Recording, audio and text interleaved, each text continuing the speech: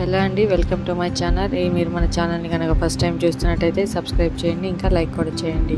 ఇది మనం చేసే రెసిపీ ఏంటంటే బిర్యానీలోకి ఎలాంటి కుర్మా కానీ ఏమీ లేకుండా అంతే తినేసేటట్టుగా చేసుకుంటున్నాం అనమాట. ఎంతో జ్యూసీగా గ్రేవీగా ఉంటుంది. మన ఈ బిర్యానీయే గ్రేవీగా ఉంటుంది అనమాట.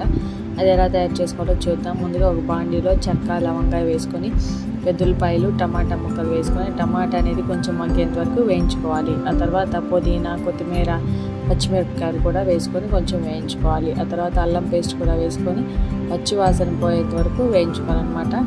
వేయించుకున్న తర్వాత దాన్ని కొంచెం ఆరబెట్టుకొని దాన్ని మిక్సీ పట్టుకోవాలి. మిక్సీలో అవన్నీ వేసుకొని తర్వాత అందులో కొంచెం పెరుగు కూడా వేసుకొని ఒకసారి మిక్సీ పట్టుకోవాలి.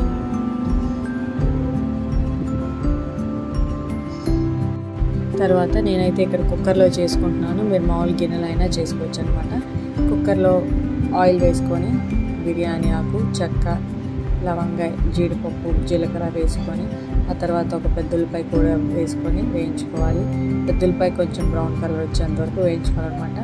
ఆ తర్వాత ముందుగా మిక్సీ పట్టుకున్న మిక్చర్ అంతా వేసేసుకొని బాగా ఆయిల్ అనేది పైకి వచ్చేంత వరకు వేయించుకోవాలి.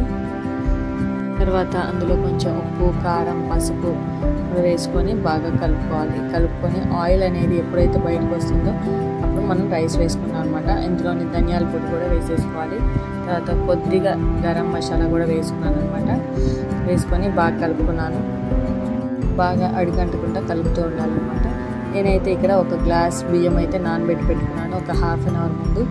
ఇక్కడ 1 గ్లాస్కి 2 గ్లాసెస్ వాటర్ అయితే వేయాలి.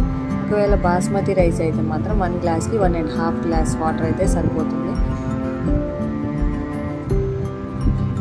అలా ఒక 2 గ్లాసెస్ వాటర్ వేసుకొని ఇంకా నేను లిడ్ అయితే పెట్టేసుకున్నాను.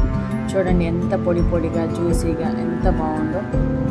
దీన్ని మనం ఆనియన్తో కూడా సర్వ్ చేసుకుంటే ఎంతో టేస్టీగా ఉంటుంది అనమాట. ఈ వీడియో మీకు నచ్చినట్లయితే మన ఛానల్ని సబ్స్క్రైబ్ చేయండి, ఇంకా షేర్ కూడా చేయండి.